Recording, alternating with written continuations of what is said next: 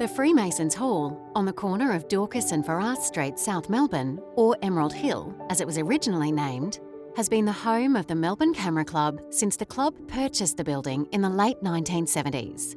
The building came into being when, in 1876, the members of the Yarra Yarra Lodge of Freemasons purchased the land on which was to be erected a Freemasons Hall. Emerald Hill architects, Adamson and McKean, were entrusted with the work of preparing plans. The builder was Mr. Leonard Hafner, and the cost of the building, when complete, was expected to be £2,500. As it turned out, it was probably less than that, at about £2,000. The Age, on the 10th of June 1876, reported that the front and side elevation is of a most appropriate character, being of the Corinthian order of architecture. The main entrance is from Dorcas Street and is of a most commanding style. Over the doorway will be placed the coat of arms.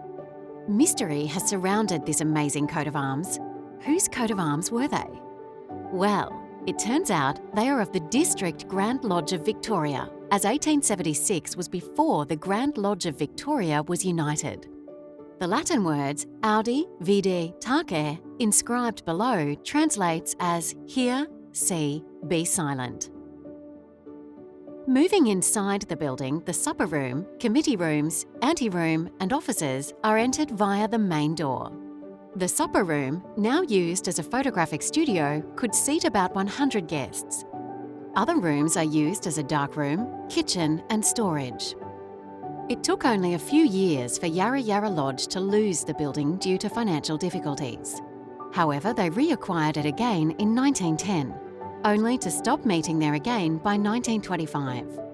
From then, the building was occupied variously by church groups, the Tri-Boys Society and others, until Joseph Taylor took over the building to run his automotive business from 1927 to 1966, specialising in Dijon, Bouton and Talbot cars. After his death in 1966, the building gradually fell into disrepair until it was forcibly acquired by the council and subsequently sold to the Melbourne Camera Club in 1979. We first looked at this building and rejected it, but came back to it later. The council had changed their requirements. It was in a very poor state, and we had our first meeting in the club rooms downstairs on a dirt floor. The contract for the major restoration was $100,000 plus a lot of work by club members. In fact, I think it affected our photography for at least the next 10 years. The Melbourne Camera Club has a history of continuous activity since it was founded in 1891, making it one of the oldest photographic clubs in Australia. The club was the inspiration of Ludovico Hart, the instructor in photography at the Working Men's College. The club provided a meeting place where students and graduates of the college could pursue the art and practice of photography and, in admitting women, was in advance of its time. The lodge room is reached via the Victorian hand-carved staircase, which, with a prominent newel post, ascends and twists to the upper floor without the occurrence of intermediate newels. Because indoor gatherings were prohibited during the influenza epidemic of 1919, the club was obliged to continue its activities with outdoor meetings and excursions.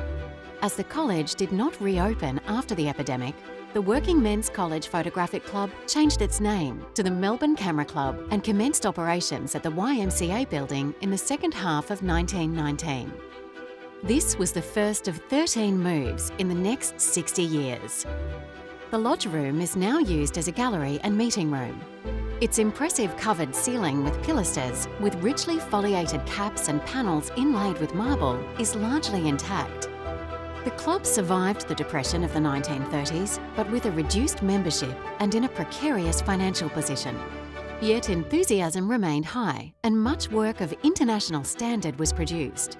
A permanent collection of prints and slides was started in 1948, and the club now has a substantial collection of prints and photographic memorabilia.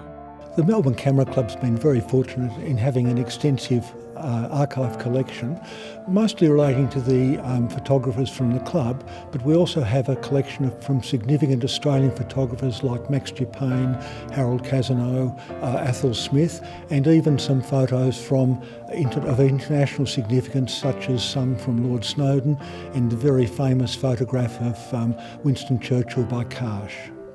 Several disappointments, the Melbourne Camera Club secured the magnificent but dilapidated Freemasons Hall. After considerable work by club members, the fully restored, prestigious amateur photographic club rooms were opened in 1981 by the Premier of Victoria, Sir Rupert Hamer. Today, the club is still thriving, offering many special interest groups, public exhibitions, competitions and weekly meetings to its more than 250 members.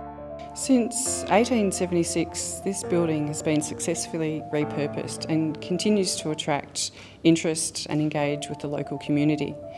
Fortunately, the Melbourne Camera Club owns this beautiful historic building that has stood the test of time. It's unusual for a camera club to own its own premises. However, I believe this paves the way for the future of this building and for many generations to come.